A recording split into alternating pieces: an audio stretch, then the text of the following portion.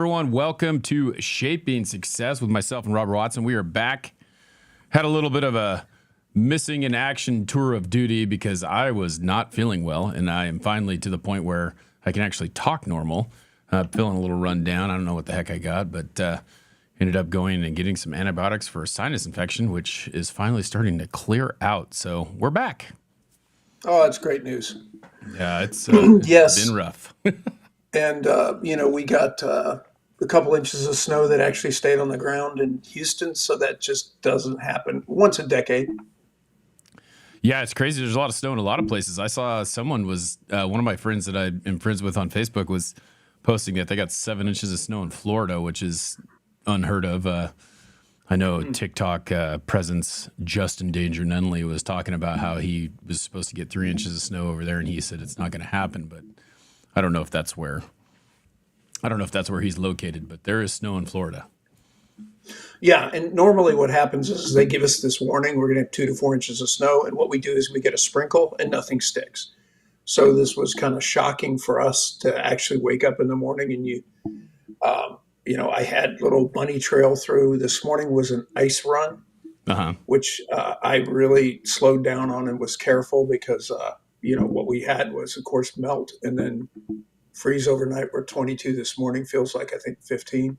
Yeah, and So yeah, we're it's we are in Idaho here. We're a little bit colder than normal, so it's kind of interesting to see that too. It is like 17 degrees here, 16 degrees, which is not. We haven't had snow. Like typically, we have snow here every year, and we've had snow one time, so it's just a little different year. It was wow. funny. I opened up the Farmer's Yeah. Almanac and I looked at it, and it said that we were going to have a dry winter. So yeah, it's kind of funny. The Farmer's Almanac was right. It's surprisingly right a lot. Yeah. So what I wanted to talk about was the disconnects in our society, right? We so again, not to call anybody out, but I was having a discussion last night with somebody about what the difference between a majority and a minority is. Uh huh. And I know that sounds like the stupidest conversation to ever have with somebody. And Right. it's not, because it was just like, couldn't get a hold of the concept of, if there's 50 people in the room, Uh huh. a majority is 26. Right. And somebody says, well, what do you mean? Divide in half if it's an even number, it's divide in half, add one. If it's an odd number, you basically just say, hey, okay, divide it in half. What's the odd out? I mean, this is really a very, very simple concept. And I guess in America, we've lost that too. See, the majority voted, okay, Right. in November. And again, whether you like it or whether you don't, the majority rules. Yeah. I don't necessarily think that tyranny of the majority is necessarily a good thing. I'm not saying that. I'm just saying that's the system you have. Right. And whether it's an HOA or whether it's a corporate board, the point is 50.01% rule. Hmm. That's it. I mean, now to make major changes in the Constitution, make changes in bylaws, it requires what's called a supermajority, which is 67%. Right. I understand that. So basically the supermajority is everybody's got to get on the same page. Right. Agreed, no problem. But we do live in a society, whether it's our homeowners association or our country, where 50.01 rule. Right. Okay. And we've always thought that that was, you know, a hallmark of our society was is that the minority, a rich, powerful minority did not rule our country, that a majority did. Yeah. And so the disconnect is the majority have voted and the minority seems to be pissed. Right. And I'm like, I don't care. Yeah. There's so many votes in my life that have not gone my way. It was funny. My friend said, not nicely, she said, you are really chilled about a lot of this stuff because you're old. And she said, I said, old? I said, no, just there's things not worth wasting my energy on. Right. The majority rules, that's what happens. The president of the homeowners association or the president of the United States, I don't care. Whoever that is, they're my president. Right. Okay. Now I can help them get their policies in or say, listen, I don't agree with this one. I'm going to kind of sit on the sideline here. Right. Okay. They used to call that the loyal minority, right? Mm-hmm. And that's what you're supposed to be in any kind of given system. But there is this disconnect in our society that people just, I don't get it. You want this system, and then when the system comes in and it renders a result, you're like pissed off. Yeah, you don't And like again, it because it didn't go your way. right. And that's it. And I'm laughing because this really is about a homeowners association. This is not, it just so happens it's about the president of the United States at the same time because he just Right. got inaugurated. But this is about a homeowners association and just how that simply gets handled. But there is this massive disconnect in our society between what something means and the practicality of it. The Right. practicality of this 50.01 rule. That's the practicality of it. If you don't like it, the next election around, lobby really hard, canvass very hard, and change it. Right. And I'm talking about a homeowners association now. I'm not necessarily talking Yeah. about the But President of the United States. it totally like it lays right into that. I mean, the fact of the matter is that we sit here and we think about that, and you can have it one way or you can have it the other. There was a lot of people who voted for Biden last time. If we're talking about the presidency now, but like there was a lot of people who voted for Biden the last time. There was a lot of people who voted for Trump. There was more people who voted for Biden than there was for Trump. There has to be a majority, just like you said, which is 51%. So there's a little bit more for one than the other. And that person is been elected by the country. And same thing with an HOA. If they only want your house to be white on that street, and there's 10 people and 6 people vote for the houses to be white, then they're going to be white. And if you don't like that, then Yeah. go live in a neighborhood where it's not white. I mean- mean, it is exactly what the point you're saying is really, really, really important. But again, there's this disconnect where we like the majority if it's what we want. Right. And again, I'm not old and I have not given up. They're just better things to fight about because I don't see the point in being pissed off about something that I can't change Right. until the next election. So I'm just like, but This I mean, is a great, like, to me, it's interesting because, like I told you, I have this conversation with my father all the time because he is close to your age. He might be a couple years older, and it's the same thing with him. And it's two totally different ways to look at it. It's like we're sitting here sometimes he gets so angry about some of the things that are going on, that he's just like, this is pissing me off, blah, blah, blah, just like freaking out about it. And I told him, I said, here's the thing. What can you do about it?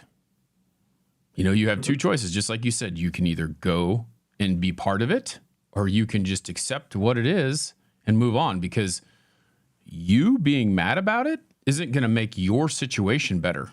You have to make your situation better.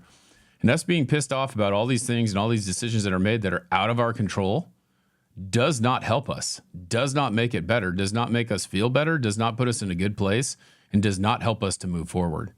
So, it doesn't matter if you liked Biden, if you like Trump, they were our president, and you have to be willing to just accept the fact that that's what it's going to be for 4 years. And if he got removed, cool, he got removed. You got what you wanted, right?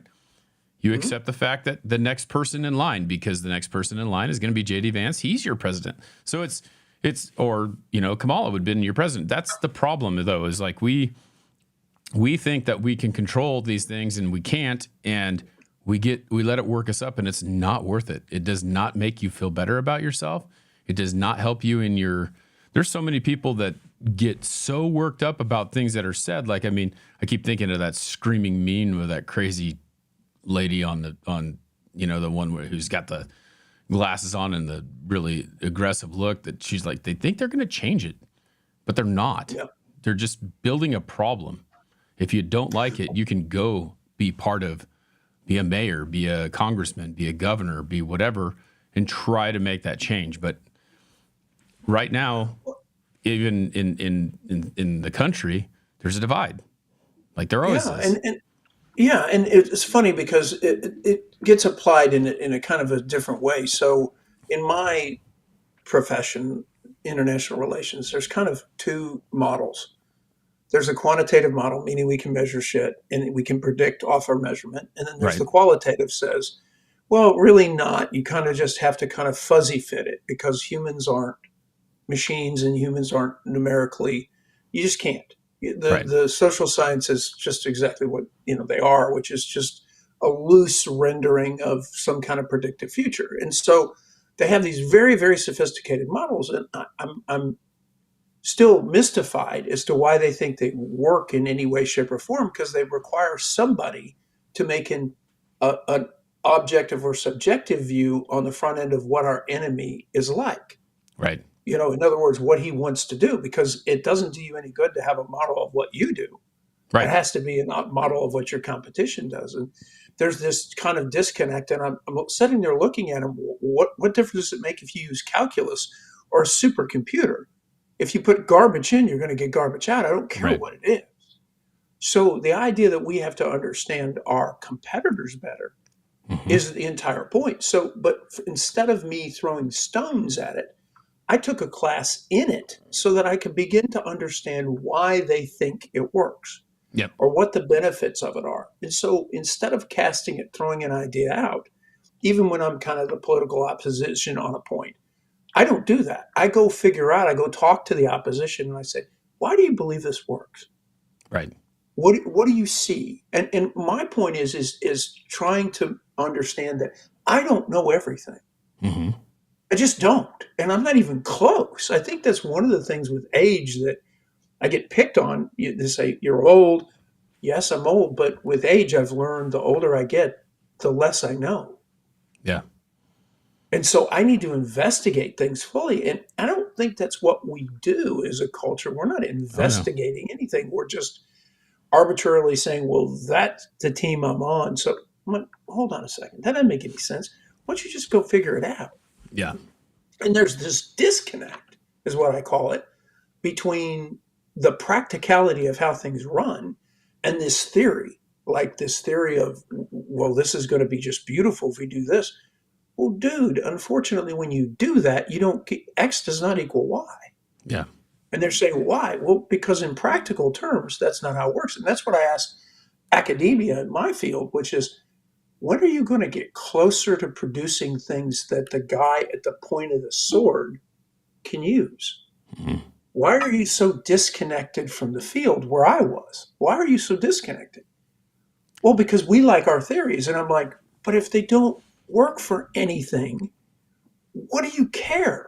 If there's no practical application of it, then what is it? Yeah. I mean, It's I don't funny. get it. It's amazing. I mean, it's kind of like it's interesting. I heard this the other day, and it was like someone was talking about a PE teacher, and I used to be a PE teacher, obviously, and they were talking about how I had to listen to some fat guy in short shorts tell me how to do a push up that couldn't even do a push up, and that's where it's kind of at. It seems like it's like there are Yeah. these people who are telling us how to do our job, but they've never even done the job before. Yeah. My older brother's an engineer, and the biggest complaint I tell people he's an engineer if they're in construction is that the engineer doesn't even know what the hell, like he doesn't know that this pipe can't go there or it's not physically possible or whatever like that, things like that, where they can draw where it should go, but they don't understand that it's not possible to put it there. And that's kind of the same thing that we get now is there's all these people who are in charge who try to tell you what's the best thing, but they have no clue because they've never actually even done it. They're just taking someone else's word for it. This is really cool research into intuition, not the intuition of I sit here and think something, but this is intuition of like a firefighter or a paramedic. Hmm. What happens is they get experience in the field for years and years and years, right? So they come onto a scene and they're visually taking in all this information that they're not necessarily cognitively processing. So instead of doing going through trial and error, they because they've been to the scene so many times, they look at the scene and they can cut through a lot of the bad choices Right. and get right to the heat of the matter. And we've been studying it for years and years and years, but this experience takes the response time. If you go through the logical steps, the response time's 15 seconds. But when they walk on the site, they solve the problem in 4 Mhm. because of just so much hands-on experience, which is Right. just the opposite of what you were talking about with the engineer, who's Mhm. basically saying that's the pipe that can go there. But the builder who's been on the site looks at it and goes, you can't do that. Yep. Why? Because of the heat. What do you mean? Well, here's what's going to happen. Boom, boom, boom, boom, boom. Well, what do? Well, I just pipe around it. Why? Because I've done it 100 times. And when we disconnect from the people, from the doers, Yep. right, and the thinkers, when we disconnect from that, that's why we create policies that make absolutely no sense. Yep. Okay, and that's Who the does it really disconnect that I affect? talk about. Yeah, I mean, again, we can set in our ivory tower, but we've always believed, at least from an intelligence gathering situation, that's what I was in a small detachment. We were always a boots on the ground unit, meaning we were going to go boots on the ground and figure out what the real lay of the land was before we started issuing strategic edicts. I'm not Right. going to tell you that until I can actually see something, feel something, and smell something. I don't want to be trying to say, well, I'm the expert. I've never even been there. How can Yeah. I be the expert? Well, because I've read the most books. Huh? Are you kidding me? Yeah. Do you know how much that's this disconnect we have in our society, which is the practical terms. Here, practical terms. We can be polarized, but in Right. practical terms, we all live in the same place. Yeah, and I think you think about that. I've talked multiple times about my degree, like my master's degree, and there was lots of reading material and things that I was supposed to be doing to write these papers that I had. But really, what I did was I pulled from my experiences to write those papers. I didn't pull it from the book. I read one line and I was like, "Oh, I relate to that," and then I would go and I would write a whole paragraph on it or a couple pages on it, and that's the thing, like that you have to have those people who have those experiences, who have been through it, just like you said, where it doesn't surprise me that a person who's been in that situation can make the decision a lot faster because they know, they've been there, they've done it, they've actually. That's one of the things that I think is really crazy about the education system is we spend 4 years sitting in there talking about it. We don't actually do it. You don't get that practical experience about what it is to go out and one of the things that's cool about teaching is they actually let you student teach, so you get some of that experience. But I feel like they do not spend enough time letting you student teach, because I feel like that should be something that goes from the beginning. You get that practical experience. You know how to deal with those situations instead of just student teaching for one semester and then getting dropped in a classroom and like, here you go for it. Yeah, it was interesting when I was at A&M. There were two degree tracks. There were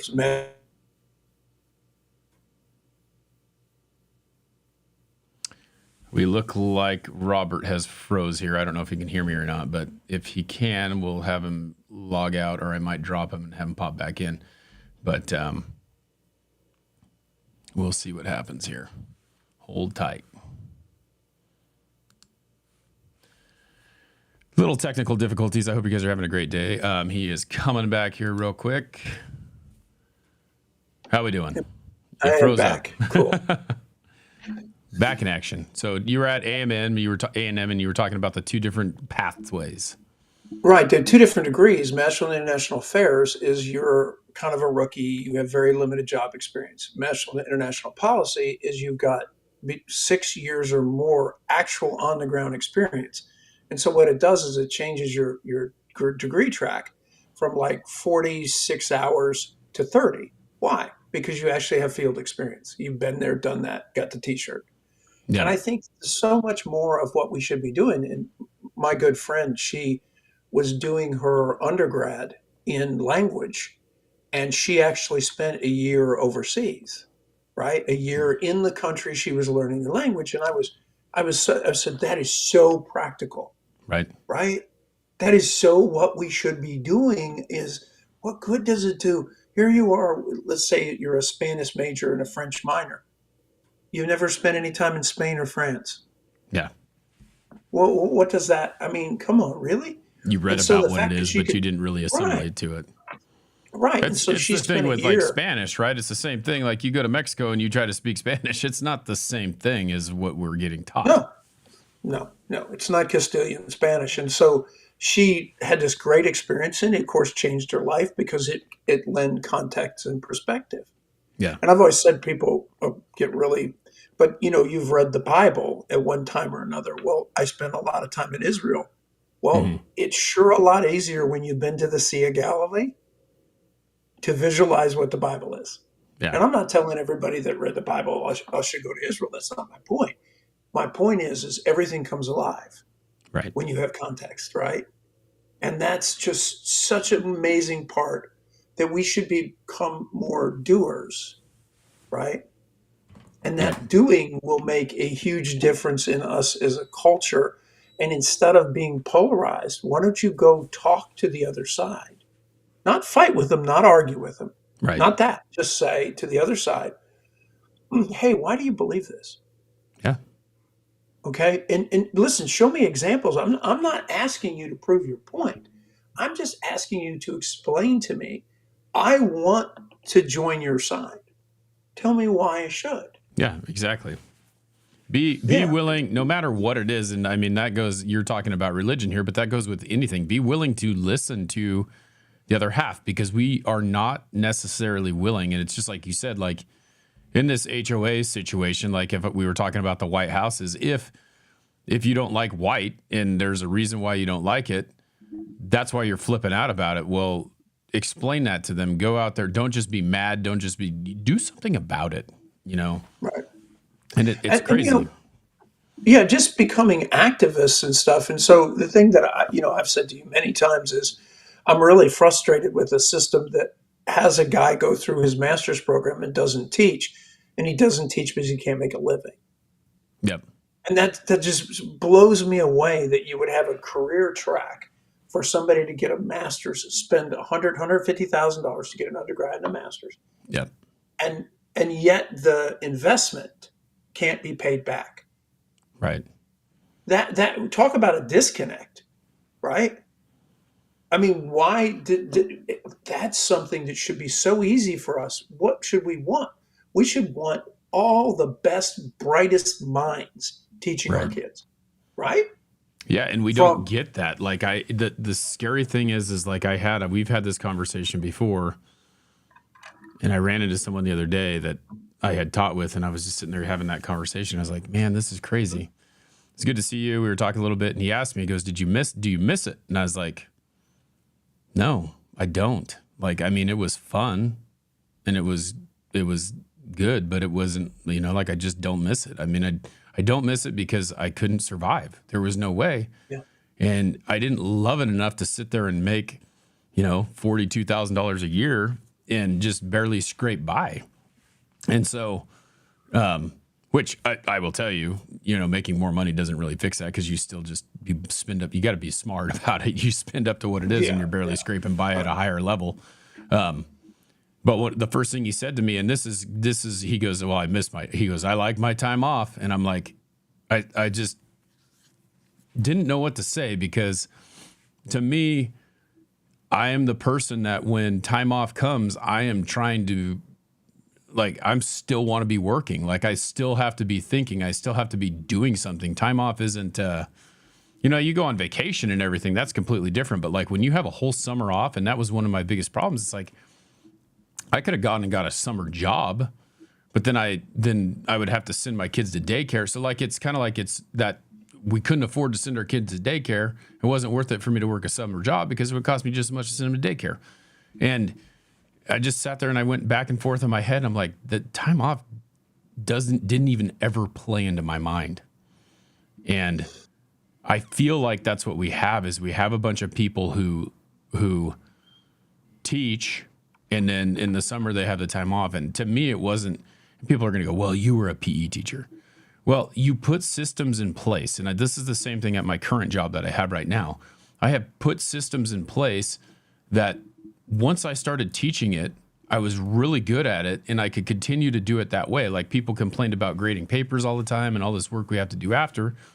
Well, if you maximize your time, you can get your stuff done. And they just wouldn't do that. It's like, okay, I taught that class. I'm exhausted. I'm going to sit down, have a cup of coffee in between, teach that class. I'm exhausted. You get done to the end of the day and you're like, oh, I'm here. I'm going to grade a couple papers and I'm going to go. But like I would be on my prep period the whole time grading papers.